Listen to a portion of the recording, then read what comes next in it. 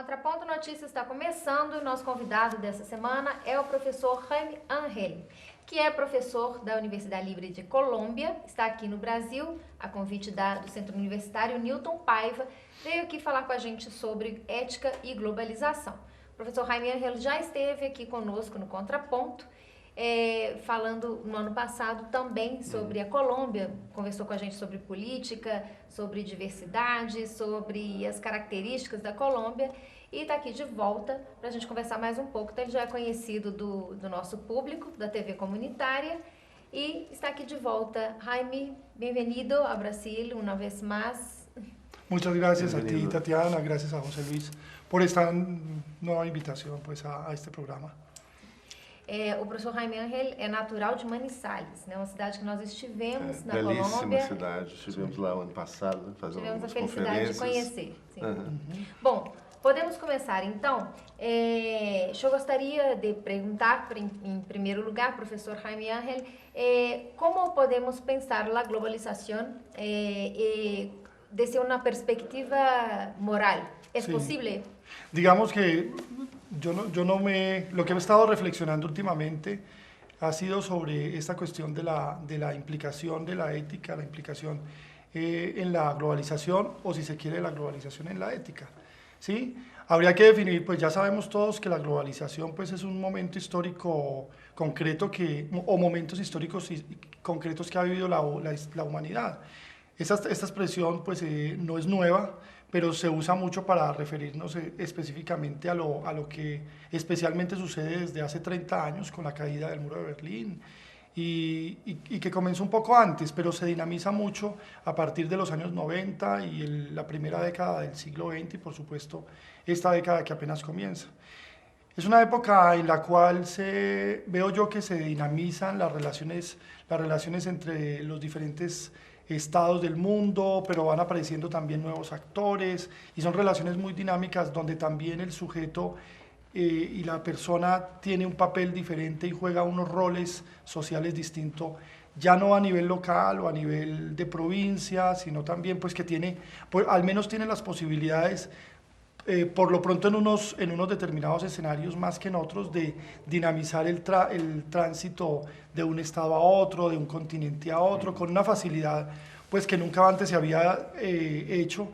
Y por eso se dice que digamos que un factor decisivo de la globalización ha sido el tema de la tecnología, el tema de las comunicaciones, el tránsito de personas, el tránsito de capitales. Sí, esto ha sido definitivo, ¿no? Este es el contexto. Sí, el contexto de la globalización. Pero ¿cuáles son los problemas de la globalización? Bueno, ahora uno tendría que preguntarse entonces si estamos hablando de la ética, entonces yo tengo que agregarle otra pregunta, que es la pregunta por cuáles son las implicaciones, qué resultados ha tenido esto, cuáles son los principios, cuáles son los nuevos valores que van apareciendo en esa escala mundial. Entonces ya entramos al escenario de la globalización, pero no simplemente económica o política per se, sino además nos interesa mucho pues saber qué implicaciones ha tenido, qué consecuencias tiene para la condición humana, qué consecuencia tiene para cada uno de los sujetos que vive allí. ¿Cuál es la ética de la globalización? ¿Hay una ética solo? ¿Hay una ética universal a partir de la experiencia de la globalización a partir de 1980? Bueno, pues digamos que la globalización también ha pretendido englobar todas las categorías, entonces casi que un concepto sea tan claro que tenga la misma significación en cualquier escenario del mundo, ¿sí? Yo sí definitivamente creo que esto no se puede lograr porque sin embargo, a pesar de la globalización, a pesar de que el mundo es una aldea o que el mundo se nos convirtió en un lugar quizás demasiado pequeño en relación a lo que pensamos hace 500 años con la época del descubrimiento, a pesar de eso siguen existiendo en el mundo comunidades autónomas que reclaman su pasado, reclaman una lengua, reclaman una religión, sí, y esto hace que sea muy difícil, aunque exista desde las políticas hegemónicas que se dan desde Europa, desde los Estados Unidos, desde Asia, desde esas políticas hegemónicas, yo creo que sí hay también detrás una pretendida ética mundial, es decir, única de valorar. Sí, Yo definitivamente estoy contra esto y creo que no es posible, ¿no? Sí, Creo sí. que cada lugar, incluso cada estado, al interior de cada estado, como sucede en Colombia, como sucede en Brasil, pues cada comunidad étnica, cada grupo humano diferenciado, indígena, diferenciado por su origen afrodescendiente o por su origen mestizo español, pues seguramente cada uno va a reclamar una concepción también distinta de lo que ellos valoran y de lo que ellos tienen por bueno y malo, o como se dice hoy en día, de lo que se pretende justo o lo que se pretende injusto. Sí, ¿sí? sí. Ahí sí hay una gran diferencia. ¿sí? Podemos decir que hay una tentativa a partir de la globalización de hacer una ética universal, Exacto, una ética global, sí. pero es como todas las necesario- categorías. Sí, Exacto, sí. Pero Claro, el problema ¿cuál es? El problema nace, que Tatiana me preguntaba sobre cómo se origina este problema, pues yo veo que el problema es cuando nos preguntamos por los resultados, vemos que una parte del mundo más bien pequeña, los resultados han sido muy favorables.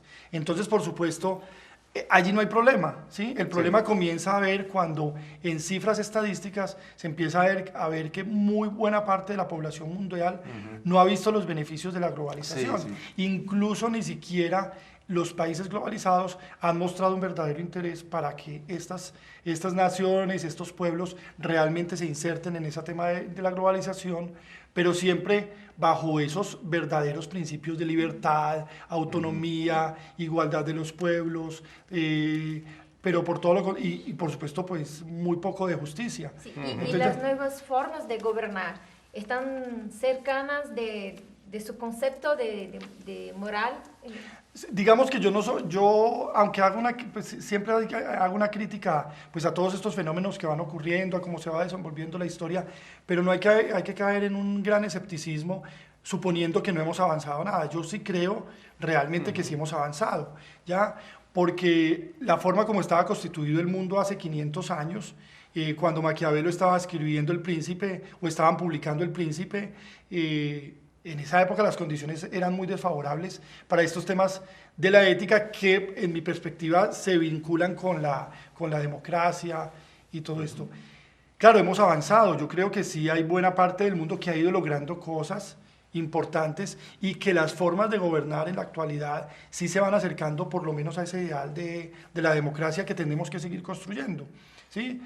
Porque yo veo que los más escépticos están incluso intentando desmontar este concepto de democracia porque casi que han perdido la esperanza, como esa buena parte del mundo que le va mal, y entonces también siguen perdiendo la esperanza porque piensan que los gobiernos pues no van por buen camino. Yo creo que hay unos escenarios que sí están muy favorables y esperamos de manera optimista que nosotros los países latinoamericanos en algún momento nos veamos pues beneficiados de ese tipo de relaciones, ¿no? Y aquí es importante porque yo creo que hoy en América Latina, los estados de América Latina están afirmando más su autonomía, su soberanía, su comprensión diferente, de una ética propia, un respeto a la diferencia en los estados, que es muy marcante, yo creo, también en Colombia. Claro, pero esto puede ser también dañino, ¿sí? Porque yo veo que en la región hay gobiernos que están excesivamente obsesionados por el tema de la soberanía y creo que tienen como una comprensión de la soberanía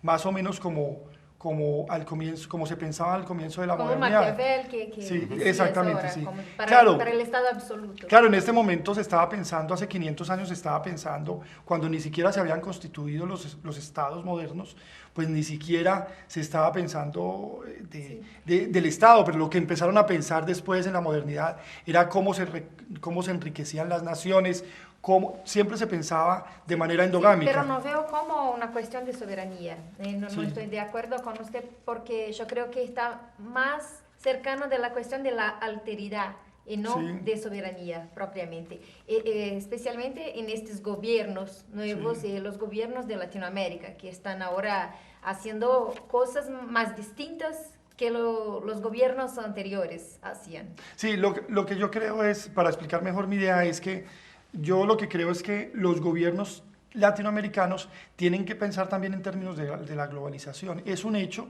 estamos frente a ella y tenemos que pensar en las formas, no en hacer una crítica que intente regresarnos al pasado, sino más bien una crítica constructiva que mire más bien, en vez de mirar nuestros propios ombligos y nuestras propias necesidades a nivel nacional, mirar cómo podemos nosotros vernos favorecidos en términos de relaciones internacionales. ¿Qué es lo que ha pasado en América Latina? Es que siempre en Brasil ha sido muy marcado eso, en Colombia también ha sucedido eso, y creo que es una dinámica que se ha dado en todos los países, es que siempre se ha mirado hacia el norte.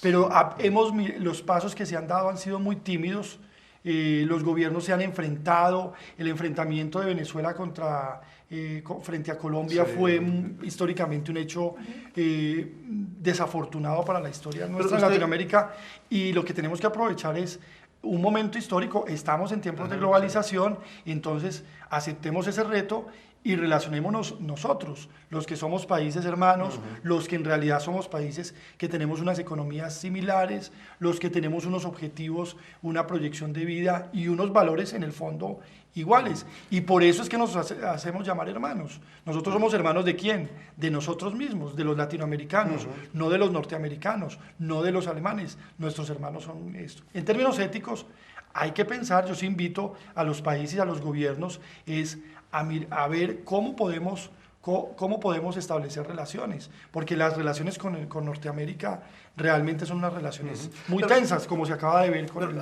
gobierno brasileño. Pero esto está cambiando mucho, ¿no? Yo creo. Sí. ¿Estoy de acuerdo? Porque hay nuevas instituciones, hay nuevos actores internacionales, Sí. y en América Latina, por ejemplo, la creación de la UNASUR, la creación de la CELAC, son instituciones que no, los Estados Unidos no hacen parte, los Estados europeos son instituciones latinoamericanas, ¿eh? El caso de CELAC de Latinoamérica y Caribe, en caso de UNASUR de la América del Sur. ¿Cómo usted ve esas nuevas instituciones, los nuevos actores en el escenario internacional? Bueno, creo que en Colombia pasó un hecho también lamentable, porque en la anterior presidencia de Álvaro Uribe Vélez, pues casi que el presidente de manera frentera condenó a las organizaciones no gubernamentales, casi que las acercaba a grupos terroristas, ¿sí? Sí. Y esto fue pues dramático. Nosotros también tenemos no solamente que pensar cómo es que se dan las relaciones entre gobiernos, sino también hay que darle un nuevo impulso, especialmente a las ONG que tanto hacen para colaborarle a los gobiernos en temas pues de pobreza, en temas ambientales, y ahí el papel de esas organizaciones es fundamental para dinamizar las relaciones internacionales y unas relaciones en paz, no unas relaciones de tensión como se han dado, porque es que una región tan vasta pues tiene que hacer unos esfuerzos muy racionales y más bien quitarle algo de emotividad que se ha dado especialmente en esos gobiernos del norte de Sudamérica. ¿Cómo afectó a Colombia la globalización? Bueno, la globalización en Colombia ha sido... En Colombia se están firmando unos tratados de libre comercio, el principal de ellos, por supuesto, el tratado que se hace con Estados Unidos. A mi modo de ver, lo que sucede es que Colombia es un país que no está preparado, especialmente en términos de infraestructura, no está preparada para enfrentar el tema de la globalización. Entonces, claro, la condición es una condición muy desfavorable frente a un país que realmente aparece bastante poderoso frente a Colombia, que parece una pequeña criatura, ¿sí? Entonces, y digamos que los políticos no han podido entender en qué tiempo estamos, cómo son esas relaciones, y que la relación tiene que ser muy dinámica. En Colombia, yo pongo un ejemplo en mi clase para poder entender cómo funciona el sector público y el sector privado, ¿sí? Y lo pongo en relación de una construcción de un edificio. En Bogotá un edificio se construye en 6 meses, ¿sí? Mientras que la calle y el andén que pasan enfrente no pasa nada. El puente que tiene que construir el Estado no lo construye. Entonces, digamos que el sector privado va a un ritmo demasiado acelerado, pero la capacidad de respuesta del Estado es bastante lenta, ¿sí? El sistema de transporte, aquí en Colombia está un exalcalde de Bogotá, Enrique Peñalosa, hablando del transporte público en Bogotá que él creó. Pero claro, los pasos son demasiado lentos. Bogotá es una ciudad de 9 millones de habitantes y no tiene ni un centímetro construido del metro. Apenas el metro de la ciudad es un proyecto y siempre se viene hablando de eso. Entonces no hay sistema integrado de transporte, las vías a los puertos principales en el Mar Caribe y en el Océano Pacífico son unas vías con una infraestructura vial demasiado deteriorada, ¿sí? Por cuenta de la ineficiencia pues, de los políticos. Vamos a hacer um pequeno intervalo, depois volvemos. Sim? Perfecto. Bom, vamos fazer então aqui o nosso pequeno intervalo. Daqui a pouquinho o Contraponto está de volta com o professor Jaime Ángel.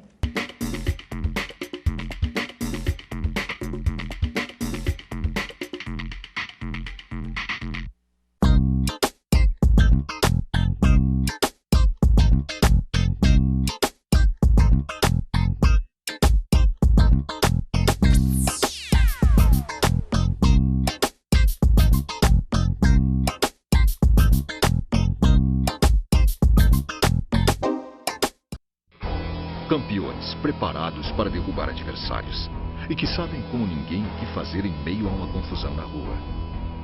Aí a gente foge da briga. A sua vida vale mais que qualquer discussão.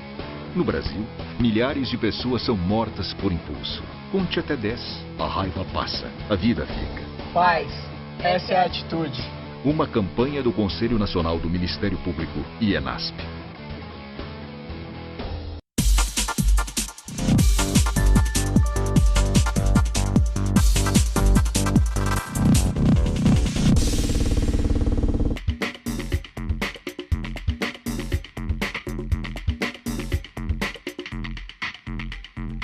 Contraponto está de volta e o nosso programa dessa semana é sobre ética e globalização. Nosso convidado é o professor colombiano Jaime Ángel, que está aqui falando para a gente sobre os efeitos, as características do que nós chamamos de globalização. Bom, bueno, vamos retomar nuestra discussão. Sí, y yo tengo una pregunta. Sí, La cuestión en Brasil ahora la presidenta Dilma Rousseff hizo un discurso muy fuerte en la Asamblea General muy de las enérgico, Naciones, sí. muy enérgico, en la Asamblea General de las Sí. Naciones Unidas. Desde Colombia, ¿cómo se ve la cuestión de la intervención, principalmente de los Estados Unidos, en las cuestiones en América Latina, en Colombia, en Brasil, la cuestión del Sí. espionaje, por ejemplo? Pues esto fue una noticia muy importante en los noticieros de Colombia, ¿sí?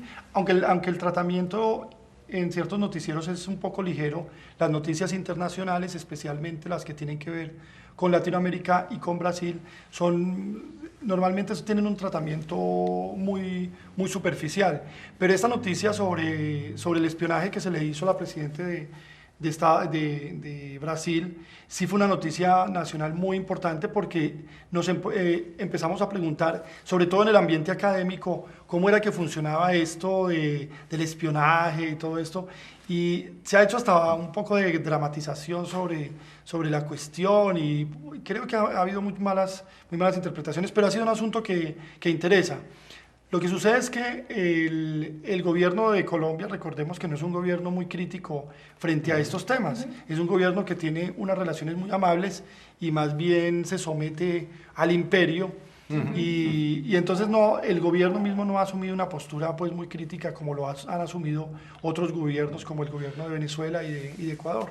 Pero sí se conoce la noticia. Sí. La cuestión de las bases militares de los Estados Unidos en Colombia, ¿cómo está esa? De esto ya no se dice nada. No se dice nada. No, ya no sé. ¿Son cuántas bases? Yo creo que son 5 bases militares. Sí, lo que sucede es que este es un tema que para el ambiente político no interesa mucho, entonces los medios de comunicación pues no se refieren. Es un tema que ya recientemente no se trata, no se volvió a hablar de las bases, de todo eso. De hecho, sobre los medios de comunicación, Sí. yo quería saber ahora cómo son los medios de comunicación en Colombia, su servicio de información, si son como en Brasil, que tenemos poca oportunidad para los temas alternativos, pensamiento diverso, no hay espacio para esto, sino en estos canales como este, que es una TV comunitaria. ¿Cómo es la información, los medios de comunicación en Colombia? Los medios de comunicación en Colombia son muy limitados. Existen 2 canales públicos, que son los que emiten dos canales privados, apenas 2, que es muy poco para ¿Solo en dos? época de globalización, de gran, pues esto es una contradicción, Pero digamos. tenemos mucho, pero son Espera, iguales. en Ah, Brasil bueno. tenemos mucho, pero es la misma cosa. Sí, la misma cosa. Bueno, como los periódicos. Excepto nosotros aquí. En Que Colo- hacemos el no, en contrapunto. Colombia sí es. Hay algún noticiero un poco crítico con el gobierno, con las relaciones internacionales, pero en general la información es muy superficial y no hay una postura crítica de los medios de comunicación, porque en realidad los medios de comunicación defienden la postura oficial. ¿Por qué? Porque estos gobiernos proceden incluso de los medios de comunicación. Recordemos que el presidente de Colombia forma parte de la familia del principal diario que sí. existe en Colombia, del diario El Tiempo, que tiene una circulación desproporcionadamente mayor con respecto a otros diarios. La prensa escrita y la prensa en televisión es en Colombia bastante reducida. Existen canales regionales en cada uno de los departamentos, existen los canales, pero por supuesto estos tampoco hacen mucha crítica y se encargan a nivel de globalización, pues muy poco, y se encargan es más sobre los asuntos que ocurren al interior del departamento, como lo llamamos en Colombia. Sí. Hay un Sí. hecho interesante en Colombia con un medio de comunicación que intentaba hacer una crítica al gobierno. ¿Qué pasó con este medio de comunicación? ¿Una explosión? No, en esto no ha sucedido, el gobierno es pasivo tanto en la crítica como en el ataque a quienes lo critican, ¿sí? Y no ha sucedido estos fenómenos desafortunados que han pasado en otros escenarios mundiales de cerrar medios de comunicación. En Colombia, por fortuna, sí no pero hemos llegado a me tal. refiero a un hecho Sí. de un posto de gasolina, ¿cómo se dice? Que explodió. Sí. ¿Qué pasó con esta historia? No, esto es una historia de años atrás, que es donde la prensa en Colombia se ve muy vulnerada. Los periodistas en la época del narcotráfico fueron asesinados en una gran cantidad de ellos, y uno de los principales diarios, que es el diario El Espectador, que era el diario rival con el diario El Tiempo, eran los dos diarios en ese momento de mayor circulación. El periódico El Espectador hizo una crítica frontera al gobierno de aquel momento y a los narcotraficantes que se habían infiltrado en el Parlamento colombiano. Y eso le costó la vida al director del periódico y por supuesto al mismo diario que pues fue explotado, le pusieron un carro Entonces, bomba. la crítica era a los narcotraficantes, Los no al gobierno. No, claro, los narcotraficantes que Que era estaban gobierno. enquistados en el gobierno, claro, Sí. porque también se dice en los gobiernos recientes que detrás del gobierno, dentro del Parlamento, hay delincuentes. Hay un parlamentario que con cierto humor y con una crítica muy fuerte, algún día en el Parlamento dijo que iba a sacar algo que simbolizaba a todos los que estaban allí en ese escenario, y sacó una rata, ¿sí? Para mostrarlos a ellos, y decía que esa era la figura como se podían representar todos los parlamentarios en Colombia, ¿sí? Bueno, después fue embajador, fue nombrado embajador, sí, fue premiado. Fue premiado, sí. Sí. Volvemos al tema de Sí, la la globalización, cuestión de la ética. Tiene una cuestión que yo he escrito aquí, que es la cuestión en la historia reciente. Volvemos al tema de la moral, ¿no? Sí. La moral global en tiempo de globalización. En la historia reciente, ¿cómo se comporta moralmente el mundo en términos de rendas nacionales y gastos públicos? Sí, creo que ha pasado un fenómeno desde los años, la historia, digo, reciente comparado con la historia de la modernidad.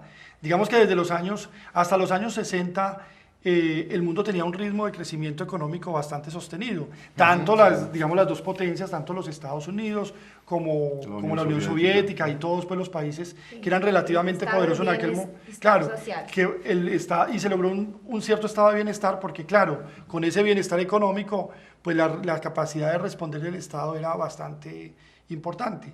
Por supuesto, esa condición genera una mejor relación entre los empresarios, el gobierno, la población, porque el Estado ofrece puestos públicos, ofrece vacantes y todo esto. ¿Qué es lo que sucede? A partir de los años 70 empieza como la curva empieza a descender y la capacidad de respuesta del Estado empieza a no ser la misma. Claro, el Estado sigue pensando que puede responder al mismo ritmo, entonces sigue gastando aunque los ingresos se han reducido.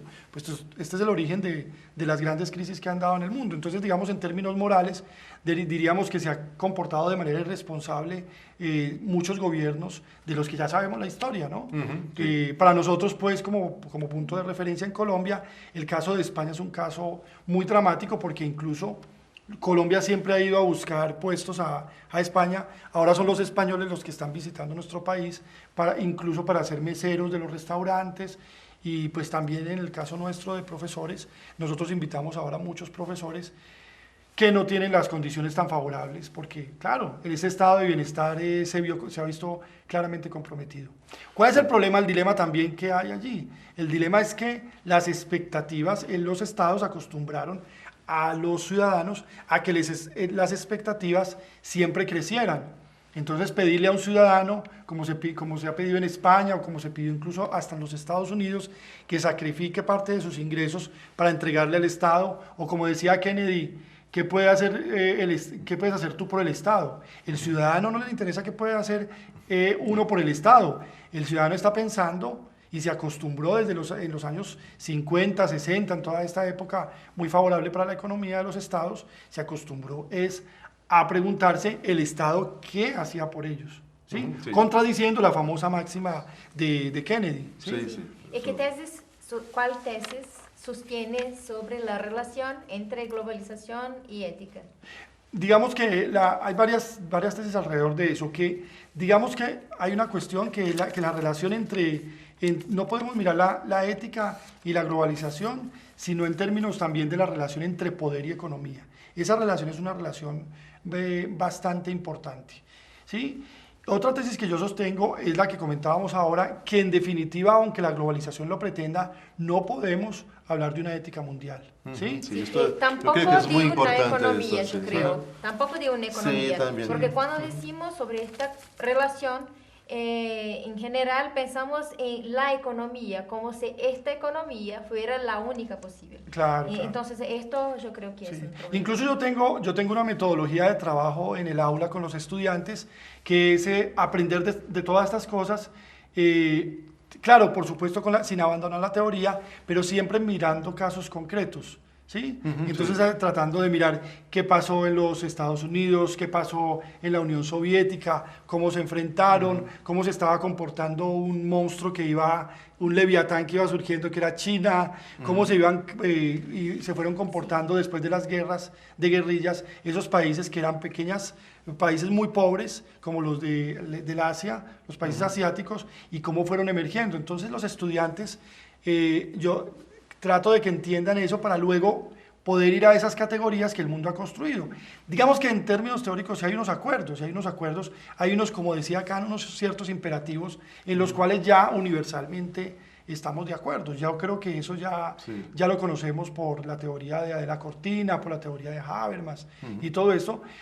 Pero hay que reconocer también, entonces, esos casos concretos, el estudio de casos concretos nos ayuda a comprender las diferencias de mentalidad, en toma de decisiones, en acciones, ¿sí? En ideales, en valores, porque detrás de todo esto también hay un trasfondo político, hay un trasfondo ideológico, que siempre un estudiante tiene que estar atento, y un investigador.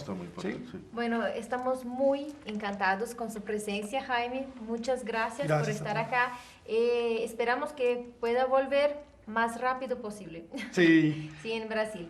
Muchas gracias e a você, nosso telespectador, nós agradecemos também a sua presença aqui, a sua participação permanente no nosso programa. Continue com a programação da TV Comunitária. Na semana que vem nós estaremos de volta com mais entrevista e mais Contraponto Cultura.